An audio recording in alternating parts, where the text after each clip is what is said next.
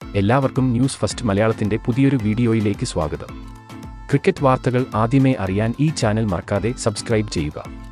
India England 4ാം ടെസ്റ്റിന്റെ ആദ്യ ദിനം ഇപ്പോൾ അവസാനിച്ചിരിക്കുകയാണ്. ആദ്യ സെഷനും രണ്ടാം സെഷനും കൈക്കൽ ആക്കിയ ഇന്ത്യ ഇംഗ്ലണ്ടിനെ ഇപ്പോൾ മുട്ടുകുത്തിച്ചിരിക്കുകയാണ്. ഇന്ന് ടോസ് നേടിയ ഇംഗ്ലണ്ട് ബാറ്റിംഗ് ആയിരുന്നു തിരഞ്ഞെടുത്തത്. കഴിഞ്ഞ മത്സരത്തിൽ നിന്നും ഒരു മാറ്റവും ആയാണ് ഇന്ത്യ കളത്തിൽ ഇറങ്ങിയത്. സൂപ്പർ താരം ബുംറയ്ക്ക് പകരം ആകാശ് ദ്വീപ് ഇന്ത്യൻ ടീമിൽ ഇടം നേടി. ആദ്യം ബാറ്റ് ചെയ്ത ഇംഗ്ലണ്ടിന് അത്ര നല്ല തുടക്കമല്ല ലഭിച്ചത്. ഇന്ത്യയ്ക്കു വേണ്ടി അരങ്ങേറ്റം കുറിച്ച ആകാശ് 9ാം ഓവറിൽ തന്നെ ഇന്ത്യയ്ക്ക് ആദ്യ ബ്രേക്ക് ത്രൂ നൽകി. വെടിക്കെട്ട് ഓപ്പണർ ഡക്കറ്റിനെ കീപ്പർ ജുറേലിന്റെ കയ്യിൽ എത്തിച്ചാണ് മടക്കിയത്.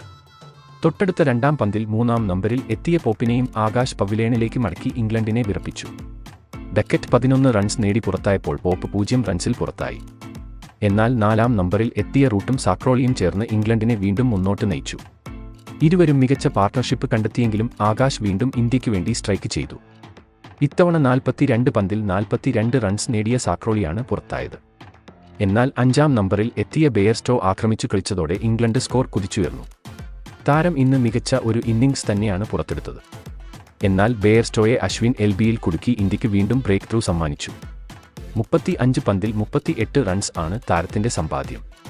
പിന്നീട് എത്തിയ ക്യാപ്റ്റൻ സ്റ്റോക്സിന് ഇംഗ്ലണ്ട് ഇന്നിംഗ്സിൽ കാര്യമായി ഒന്നും ചെയ്യാൻ സാധിച്ചില്ല. ജഡേജയുടെ പന്തിൽ 3 റൺസ് നേടി സ്റ്റോക്സ് പുറത്താവുകയായിരുന്നു. മറുവശത്ത് റൂട്ട് വിക്കറ്റ് കളയാതെ പിടിച്ചുനിന്നു. വിക്കറ്റ് കീപ്പർ ബാറ്റ്സ്മാൻ ഫോക്സിനെയും കൂട്ടുപിടിച്ച് റൂട്ട് ഇംഗ്ലണ്ട് സ്കോർ ഉയർത്തി. ഇരുവരും 113 റൺസിന്റെ മികച്ച ഒരു പാർട്ണർഷിപ്പ് ആണ് കൂട്ടിച്ചേർത്തത്. എന്നാൽ ഫോക്സ് 47 റൺസിൽ നിൽക്കെ സിറാജിന്റെ പന്തിൽ പുറത്തായി. തൊട്ടു പിന്നാലെ എത്തിയ ഹാർലിയും സിറാജ് ക്ലീൻ ബൗൾഡ് ആക്കിയപ്പോൾ ഇന്ത്യ വീണ്ടും കളിയിലേക്ക് തിരിച്ചെത്തി. ഇംഗ്ലണ്ടിനു വേണ്ടി റൂട്ട് മികച്ച ഒരു ഇന്നിംഗ്സ് തന്നെയാണ് കാഴ്ചവെച്ചത്. ഇന്ത്യൻ ബൗളിംഗിൽ ആകാശ് 3 വിക്കറ്റ് നേടിയപ്പോൾ സിറാജ് 2ഉം അശ്വിൻ, ജഡേജ എന്നിവർ ഓരോ വിക്കറ്റും സ്വന്തമാക്കി. ഒടുവിൽ വിവരം ലഭിക്കുമ്പോൾ ഇംഗ്ലണ്ട് 7 വിക്കറ്റ് നഷ്ടത്തിൽ 300 റൺസിനടുത്ത് നേടിയിട്ടുണ്ട്.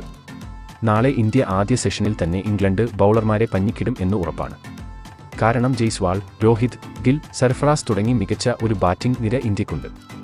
അപ്പോൾ ഇന്ത്യയുടെ ഇന്നത്തെ കളിയെ പറ്റിയുള്ള നിങ്ങളുടെ അഭിപ്രായം താഴെ കമന്റ് ചെയ്യുക. അതുപോലെ കൂടുതൽ ക്രിക്കറ്റ് വാർത്തകൾക്കായി ഈ ചാനൽ മറക്കാതെ സബ്സ്ക്രൈബ് ചെയ്യുക.